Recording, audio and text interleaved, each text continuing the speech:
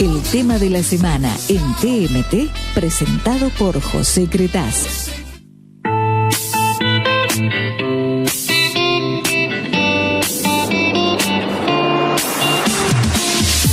El presidente Mauricio Macri recibió ayer a Jack Ma, el fundador de Alibaba, una de las mayores empresas de tecnología, de medios y de contenidos del mundo.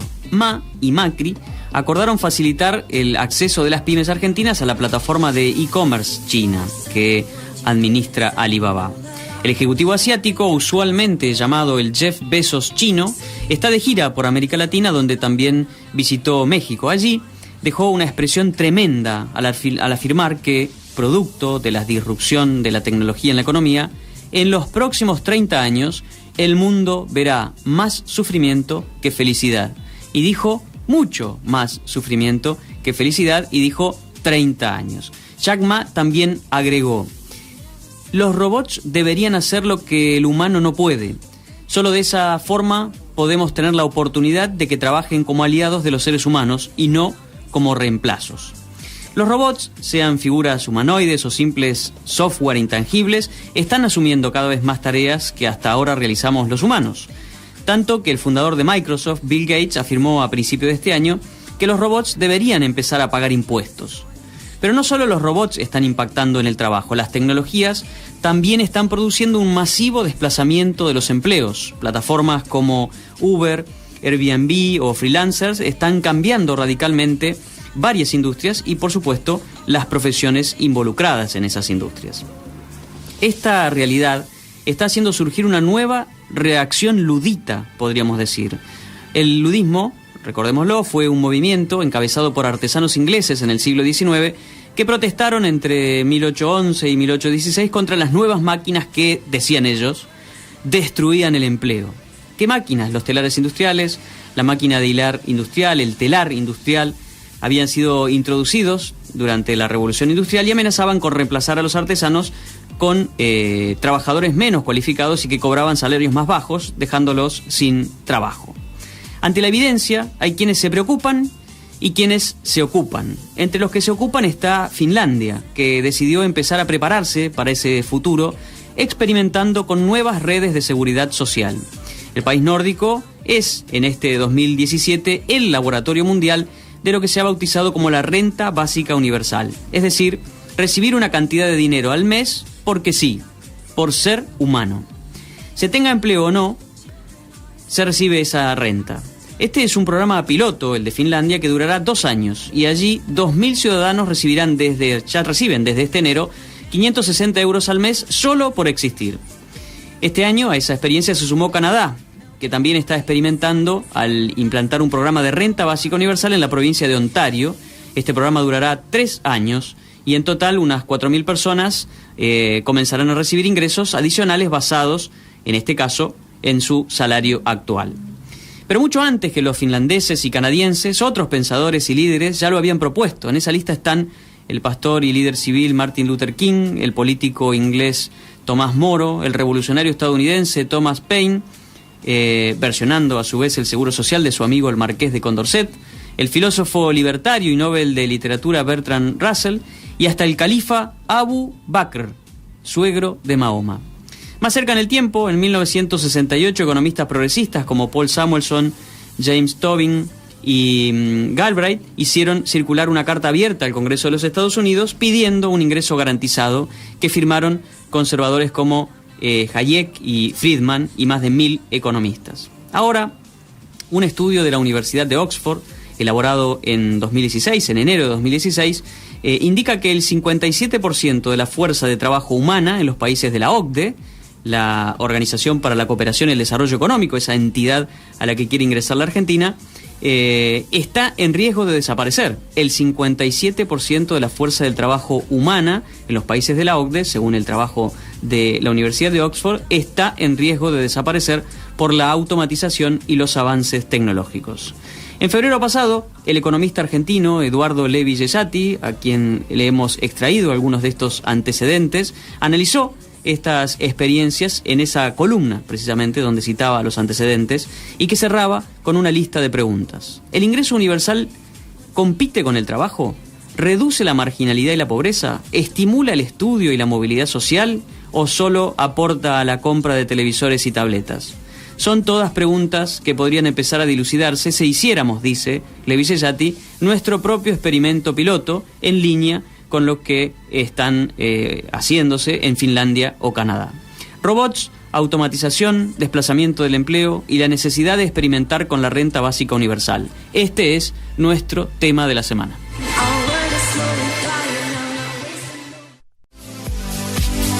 Aquí estamos en TMT y vamos a conversar, como decíamos, de robots, automatización, desplazamiento del empleo y esta idea que anda dando vueltas, la de la renta básica universal. Iniciamos nuestra ronda de conversaciones con Jorge Aguado, que es subsecretario de Políticas en Ciencia, Tecnología e Innovación Productiva del Ministerio de Ciencia y Tecnología. Jorge, ¿cómo va? José Cretas, aquí en Radio Cultura. Muy bien, gracias José, ¿cómo andamos? Muy bien, uno de los personajes, de las figuras internacionales que viene conversando y hablando del tema de la automatización, de los robots y de la cuestión del empleo, es Jack Ma, que está por estos días en Buenos Aires, estuvo con el presidente y estuvo allí en el Centro Cultural de la Ciencia, ¿no? Hablando, entre otras cosas, imagino, de este tema. ¿Qué dijo Ma, qué conversó en esa charla y imagino en las reuniones con los funcionarios? ¿Qué nos puedes contar?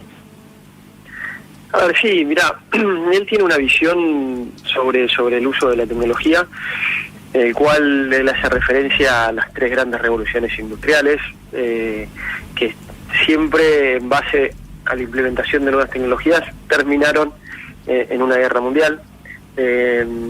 Habló de las 2 primeras y él dice y avecina o piensa que con este nuevo cambio tecnológico y la próxima revolución industrial, la industria 4.0, va a ser, digamos, él avecina también una próxima guerra mundial, pero no en un sentido tan bélico, pero sí en cuanto a que va a ser un inicio de un proceso en el cual se van a perder muchos trabajos. Uh-huh. Pero que obviamente hay que trabajar justamente muchísimo en educación para poder empezar a generar conocimientos que permitan generar nuevos trabajos, trabajar mucho a nivel de las políticas públicas para saber cómo poder adaptarse a estos cambios y mismo dentro de todo esto que él cree que va a pasar en el futuro cercano, él también, digamos, lo resume muy bien en cuanto a que él dice que en la revista Time dentro de unos años el CEO del año va a ser un robot, ¿no? Uh-huh. La verdad que se explayó bastante en el tema. Jorge, es un tema que a nosotros también como gobierno nos preocupa y es algo que estamos trabajando entre varios ministerios de la Nación. Eso mismo te iba a preguntar. Ante este diagnóstico, nosotros trabajando en la temática, ¿no? Ante este diagnóstico que, bueno, ahora actualizamos un poco con la visita de Jack Ma, que tiene también implicancias económicas y productivas y demás. La pregunta que sigue es cómo se está preparando la Argentina para esto, ¿no? Uh-huh. A ver, mira, bueno, recién te decía, somos varios ministerios que lo estamos trabajando. Te agrego al Ministerio de Educación, que también está participando del tema. Uh-huh. Y lo estamos basando desde un inicio en el cual desde el Ministerio de Ciencia nosotros estamos estudiando muchísimo hacia dónde está yendo el futuro del empleo, cuáles van a ser las tecnologías que más implementación van a tener, qué impacto van a tener sobre eso. Nos estamos basando en estudios que ya hay a nivel mundial, donde básicamente si uno hace una especie de promedio, hay estudios que dicen que entre el 40 y hasta el 60% de los trabajos tienen riesgo de automatización. Uh-huh. En ese sentido lo importante, y es lo que estamos viendo en conjunto con los otros ministerios, es, bueno, ¿cuáles de esos trabajos son los que más hay hoy en Argentina? ¿Cuáles son las tecnologías que tienen posibilidad de ser implementadas en el corto plazo en Argentina? Y cómo podemos ir haciendo, digamos, un proceso paulatino en el cual, si bien entendemos que es beneficioso esa implementación, cómo podemos ir haciendo un replanteo de las actividades laborales y los trabajos que se van a perder y cuáles son los nuevos que vamos a generar. Uh-huh. Desde el Ministerio en particular también estamos trabajando en un modelo, estamos por inaugurar y trabajando en la apertura de un centro de simulación y modelado de políticas públicas, donde el primer trabajo que vamos a hacer es justamente esta implicancia y cuál va a ser la balanza final, cuántos empleos vamos a poder generar y cuántos empleos se van a perder, y tratando de, obviamente, maximizar la generación y que esa balanza sea positiva. El Ministerio de Educación está trabajando muy fuertemente en todo lo que tiene que ver con nuevas formas de enseñanza. Es muy importante acá que los chicos aprendan a aprender, que puedan tener al final de su educación aprendizajes significativos, donde la persona todo el tiempo está buscando y se puede adaptar a nuevos escenarios y seguir aprendiendo de manera autónoma. El Ministerio de Trabajo está haciendo un trabajo muy fuerte, valga la redundancia, con las empresas y con los sindicatos, para también hacer de manera conjunta, ver las capacidades que tienen que tener estas nuevas actividades. Y el Ministerio de Producción, obviamente, acompañando con todos los programas y viendo justamente dentro de las cuestiones de competitividad que tiene que tener cada sector para poder exportar cada vez más al mundo, bueno, cuáles son las necesidades tecnológicas, y así, digamos, completar el círculo y seguir viendo la temática, ¿no? Jorge, ¿y cuáles son las grandes áreas donde más pronto, más rápido va a impactar la tecnología en la pérdida de empleo? Mira, principalmente son, si uno hace como una escala de actividades laborales, uno tiene por arriba de la pirámide las grandes decisiones que tienen, que pueden llegar a tomar los números de las empresas o de los equipos directivos o mismo los gobiernos, que lo que tienen esas actividades es una gran responsabilidad sobre el riesgo que puede tomar una decisión. Ese tipo de trabajo hoy no está en riesgo de ser automatizado. Por el otro lado, yendo hacia el otro lado de la pirámide, hay un montón de actividades que diría manuales, pero que por su especificidad no son repetitivas, sino que tienen que tener un gran alto nivel de discernimiento. Esas tampoco están en riesgo. Y por el otro lado también están las actividades que requieren cualidades blandas en cuanto a empatía, sentido del humor, poder entender cuál es la relación del ambiente para en base a eso actuar, tampoco están en riesgo. Diría que las actividades que más riesgo tienen de automatización en el corto plazo son las actividades repetitivas, donde no se le agrega mucho valor agregado, que no están dentro de lo que diríamos las actividades basadas en el conocimiento, ¿no? Y también están aquellos empleos que se desplazan, ¿no? Hay quienes distinguen entre el empleo que se destruye por la disrupción tecnológica y aquellos que se desplazan, ¿no? Y ahí vienen conflictos que tenemos en el día a día en Buenos Aires, ¿no? Por ejemplo, los taxistas de Uber o algunos conflictos que no se manifiestan en las calles, pero que son prácticamente idénticos, imagino, qué sé yo, los dueños de hoteles con Airbnb, incluso te diría hasta los propios periodistas, ¿no? Que ahora nos vemos ahí mezclados con un montón de ciudadanos que pueden reportar información, verificar datos y demás, dadas las nuevas tecnologías. Eso da la impresión de que ya está ocurriendo, está ocurriendo incluso aceleradamente. ¿Cuál es ahí qué mirada tienen ustedes sobre estos temas? Que son incluso más urgentes, ya no es prever el futuro a 5, 10 o 20 años, sino es ya. A ver, nuestra mirada ahí es, principalmente, es que no son, vos bien lo dijiste, son trabajos que se desplazan de alguna manera, no es una pérdida total de una actividad frente a una actividad nueva, sino que son actividades que están tomando distintas formas de expresarse. El hecho de que venga, digamos, una empresa como Uber, no implica, digamos, que no se pierde el trabajo de manejar un vehículo para transportar a alguien, sino justamente lo que tiene son ventajas competitivas frente a otro. Entonces, lo que nosotros estamos trabajando muy fuertemente es justo en el hecho de trabajar con las empresas que están en los distintos sectores para entender cómo pueden ser competitivos y no perder frente a alguien que traiga una tecnología disruptiva. Tenemos que estar adelante en esa curva y siempre estar utilizando las tecnologías emergentes lo más rápido posible, porque entendemos que, y si vemos el mercado de una manera global, en tanto y en cuanto compitamos con nuestras empresas a nivel global, siempre la cantidad de trabajo va a ser mayor, no importa el nivel de automatización que se tenga. Claro. Si lo seguimos viendo en base a mercados chicos como un mercado local solamente, y ahí sí puede llegar a ser un poco más complicado. Con lo cual nuestra visión es lograr la competitividad suficiente para que los mercados sean más grandes, poder entrar en otros mercados y que eso implique una mayor cantidad de ventas y por ende una mayor cantidad de trabajos al final del camino, ¿no? Buenísimo, Jorge, muy interesante, te mandamos un abrazo. Muchísimas gracias, José. Hablábamos con Jorge Aguado, subsecretario de Políticas en Ciencia, Tecnología e Innovación Productiva del Ministerio de Ciencia y Tecnología. Y seguimos conversando sobre automatización, robots, el futuro del empleo, y ahora lo vamos a hacer con Pablo Liotti, gerente de Marketing y Comunicación de ADECO Argentina y Uruguay. Pablo, ¿cómo va? José Cretaz, aquí en Radio Cultura. ¿Qué tal, José? Buenas tardes, ¿cómo estás?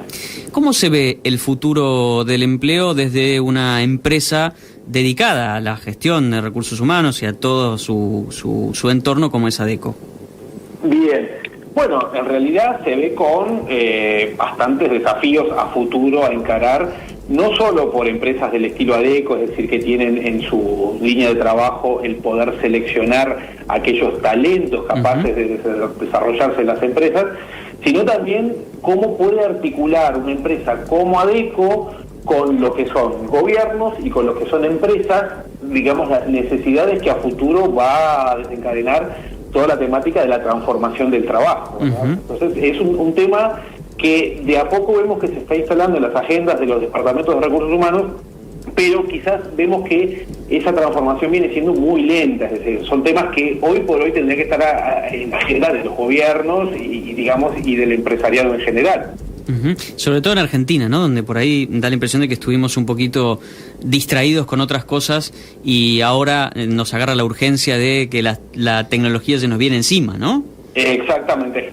Nosotros aquí en el caso de Argentina, bueno, ADECO, te cuento, tiene un relevamiento, un estudio bastante completo que hace en conjunto con el INSET y el Human Capital Institute, donde, digamos, elabora un ranking de países en lo que tiene que ver con la retención y la percepción del talento. En el caso de Argentina estamos en el puesto 64 de 118 países.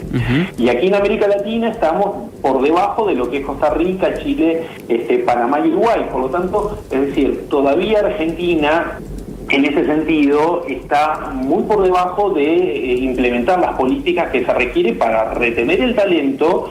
Y no solo retener el talento argentino, que sabemos que es sumamente valorado en el mundo, sino también atraer talento. Es decir, ¿qué nos pueden dejar aquellas personas que se forman en otras economías, en otros métodos, con otros métodos de enseñanza y que pueden aportar aquí en el país para lo que tiene que ver con el futuro del trabajo? ¿Qué talentos son más buscados hoy y qué hace una empresa o qué puede hacer para retenerlos o atraerlos? Exactamente, bueno.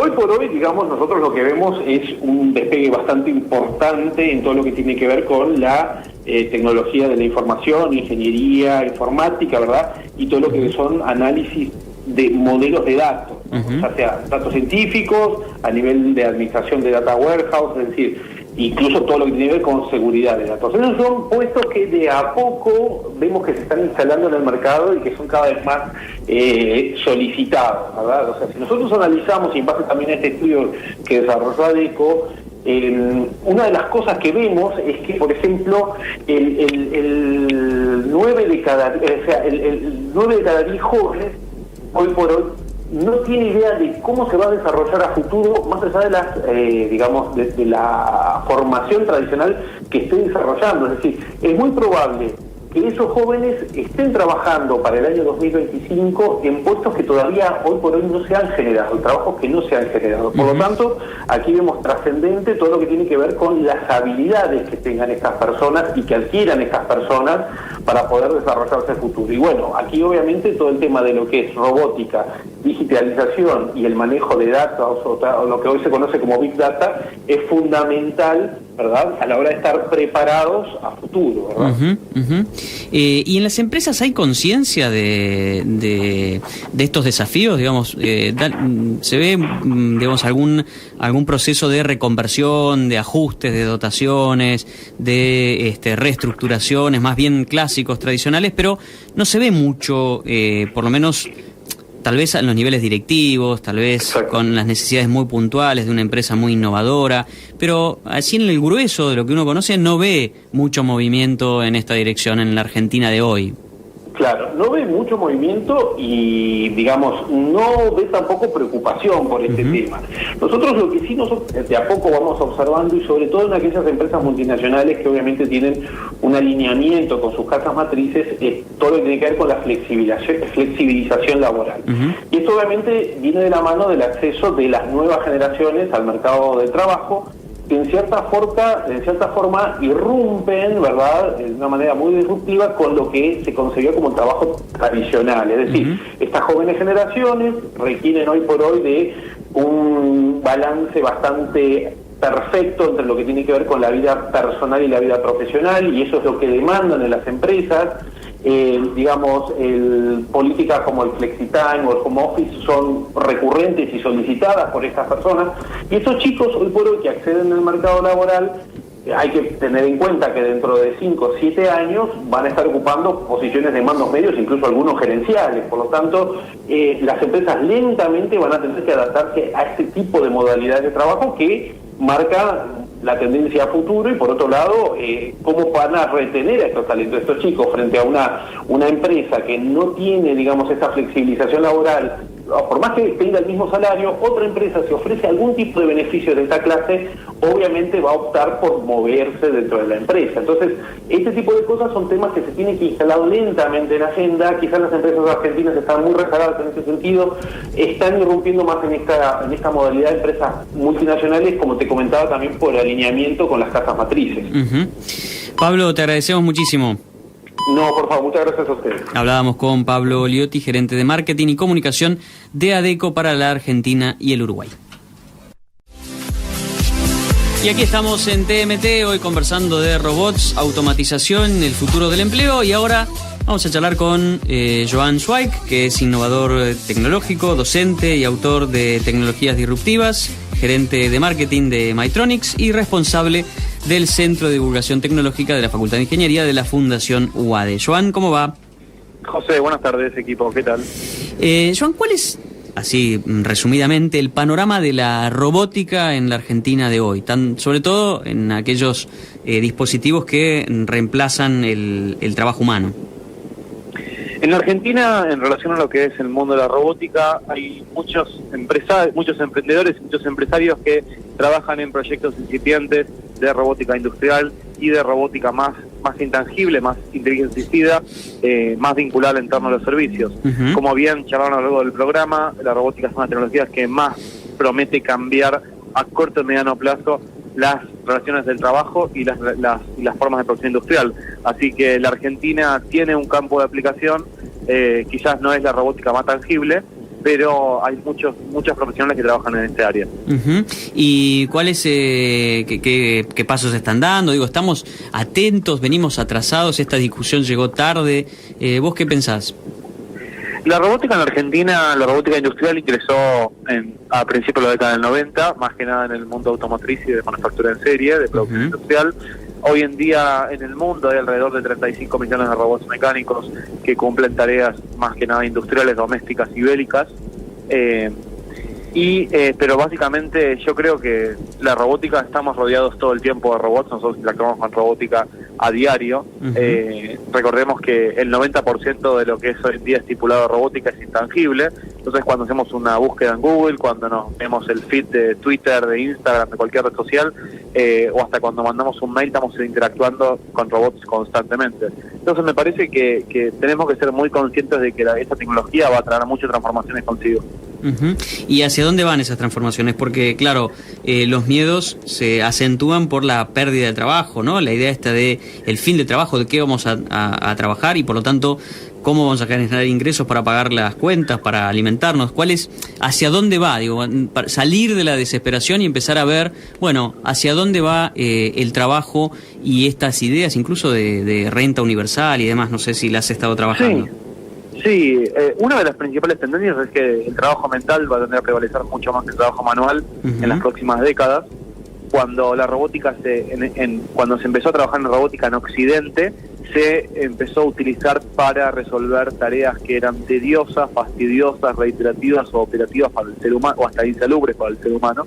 Entonces, el trabajo mental tiende a prevalecer mucho más que el trabajo operativo. Después hay muchos actores que están buscando buscando estas alternativas, estos pasos de transición, como por ejemplo Bill Gates, que hace unas semanas planteó el robot tax, el impuesto al robot, que básicamente él planteó que un robot que quita el trabajo directamente, el empleo, quita directamente el empleo de una persona, debería tributar como si fueran cargas sociales. Y después hay otros autores que básicamente lo que hacen es buscar formas de hacer una transición que sea mucho más lenta. Me parece que lo del robot tax me parece que es un extremo, y lo de los autores keynesianos europeos que básicamente dicen que deberíamos disminuir la automatización del trabajo, me parece que es una escena que es casi absurda, porque nosotros no podemos tapar el sol con la mano. Es una tecnología que ya viene de una forma muy, muy, muy importante, y creo que tenemos la pregunta que tenemos que hacernos como seres humanos, y más en mercados emergentes como Argentina o América Latina, es empezar a pensar cuáles son las habilidades que son necesarias empezar a desarrollar para convivir con máquinas más inteligentes. Y esas habilidades están muy vinculadas a lo que son las habilidades blandas y las habilidades que todavía la robótica no puede realizar. Por ejemplo, todo lo que es lo que está vinculado a la sensibilidad humana, a la creatividad, al cruce creativo de información, a todo lo que sea más lo que dependa a las expresiones artísticas, a la creatividad, al mundo del arte en general.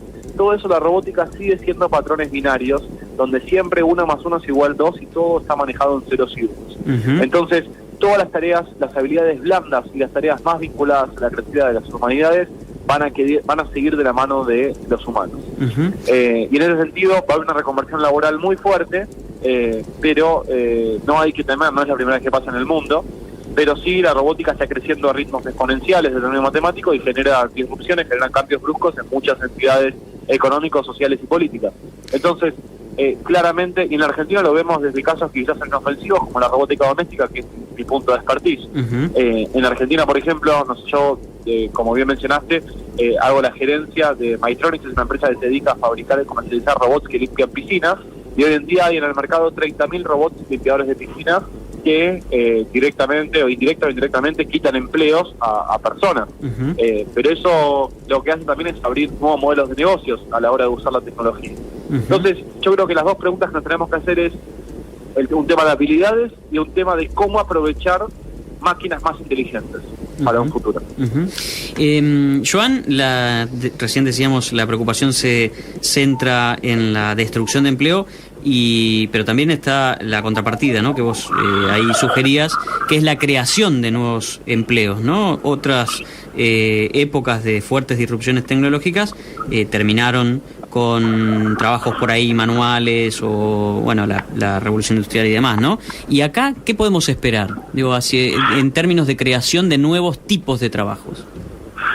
Y lo estamos viendo muchísimo, como bien comentaste, en los últimos 20 años vimos aparición de puestos que antes eran o de la importancia de algunos empleos o industrias que antes no eran tan importantes. Vemos, por ejemplo, hoy en día un gestor de un medio de una red social, gestores de comunidades digitales.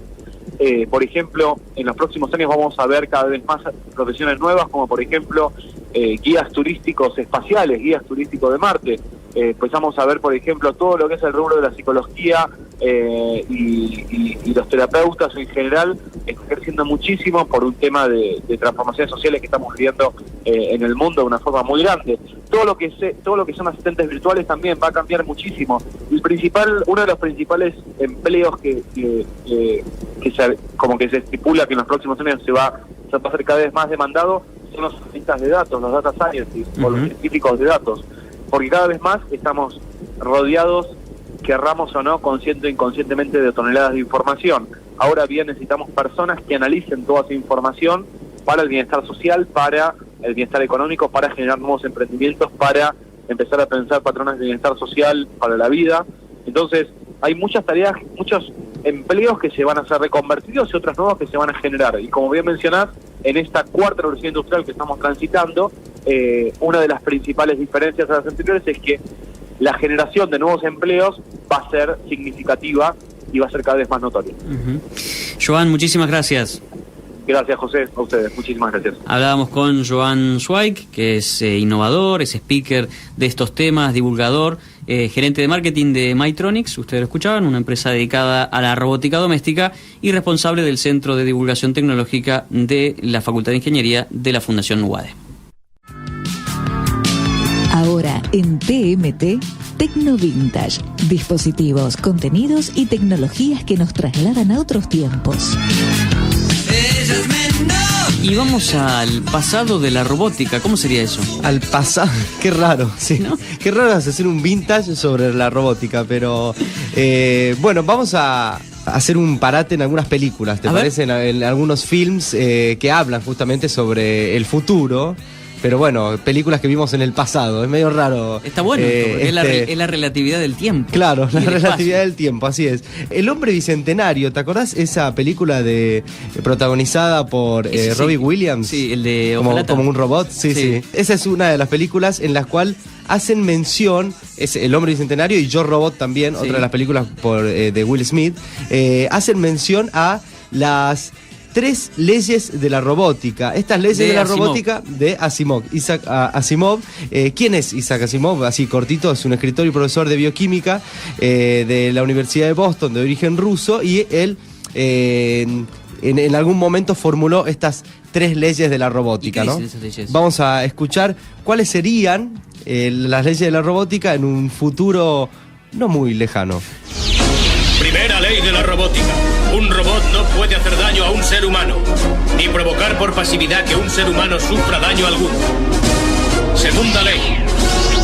Un robot debe obedecer todas las órdenes humanas, excepto si dichas órdenes entran en conflicto con la primera ley.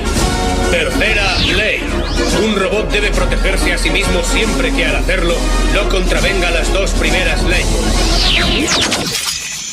Interesante, ¿eh? Es un poco raro, pero bueno, es así. No, es súper interesante, ¿no? Claro. Porque es raro. Está muy bueno y gracias a estas leyes... Habría que programar todos los robots. Igual es interesante esto que marcaba Joan Zweig, que el 90% de los robots en el mundo actual lleno de automatización es software, ¿no? Son, decía, intangibles. En realidad es un centro de atención al cliente, que en realidad es una computadora con un montón de frases pregrabadas que te van respondiendo en función de lo que vos vas diciendo, y a su vez te leen el lenguaje para poder interactuar, ¿no? Y ahí no hay un robotito sentado en una mesa atendiendo el teléfono, es directamente una computadora, ¿no? Así es. Bueno, en esta película, en Yo Robot, por ejemplo, se ponen en conflicto estas leyes y ahí arranca... Ahí está la trama. Ahí está la trama, justamente. ¿Qué más? Bueno, y La Matrix, hablábamos de la inteligencia artificial. Peliculón. La Matrix es un peliculón espectacular porque junta varias cosas. Y ya está, ¿no? ¿Vos decís que con una estaba bien? Sí, después no empeoró. Vos sabés que la 2 y la 3 se hicieron al mismo tiempo, pero se estrenaron con un tiempo, digamos. Pero La Matrix habla de la inteligencia artificial en una charla con el mío y tomó el poder. Que tomó el poder, claro, justamente. No queremos spoilear a nadie, pero claro, al final en se el muere. caso de La Matrix... no se muere la Matrix. Los robots y la inteligencia artificial toman el poder del mundo. Pero lo que es seguro es que en algún punto del siglo XXI la humanidad se unió en una celebración. Nos maravillamos de nuestra magnificencia cuando procreamos la IA. ¿IA? ¿Inteligencia artificial? Un singular conocimiento que produjo toda una raza de máquinas. Es como muy apocalíptico, ¿no? El relato. Inquietante. Una serie de máquinas que después terminaron las máquinas, nosotros usando las máquinas y después las máquinas usándonos a nosotros. Y algo de eso hay. Cuando querés usar la procesadora y no sabes dónde se prende, dónde, ¿viste? Las velocidades. Así es. Bueno, pero si alguno se sigue preguntando qué es la Matrix, acá otra explicación cortita. ¿Qué es Matrix? Control. Matrix es un mundo de sueños computarizados, hecho para tenernos controlados. Es interesante también esto, porque tenés ahí, Joan también mencionaba genéricamente algunos autores, están los que ya empiezan a plantear la cuestión de la singularidad, que dice, bueno, el día que la informática se cruce con la biología, y ahí sí, viste que en Matrix había Así es. había una conexión sí. biología-informática, En algún momento la Matrix también hace referencia a la teoría de la caverna, también esto de que solamente lo que estoy acostumbrado a ver, digamos... Son las sombras de... Lo que quieren mostrarme. Realidad, exactamente. Pero bueno, esto apocalíptico o no, es un poco... No sé si da miedo o no, esto de que si la inteligencia artificial el día de mañana termina siendo mucho más inteligente que nosotros. Igual, y nos domina. Por eso, en este juego que estamos haciendo hoy de ir y volver en el tiempo, hay que decir que la inteligencia artificial es el tema, el concepto podríamos decir, que por supuesto se concreta en un montón de dispositivos, de tecnologías, de software, del momento. ¿Sí? Por eso sale Bill Gates ahora a hablar del Robotax, por eso Jack Ma dice, se vienen 30 años de sufrimiento, pero después veremos la luz, ¿no? Más con una cosa medio china, ¿no? Una mirada un poquito más oriental, es porque este es el momento, ¿sí? No es, por supuesto a futuro va a ser cada vez más dominante, pero la cosa ya empezó. La cosa ya empezó y bueno, vamos a ver si termina. Justamente vamos a terminar con una frase. A ver.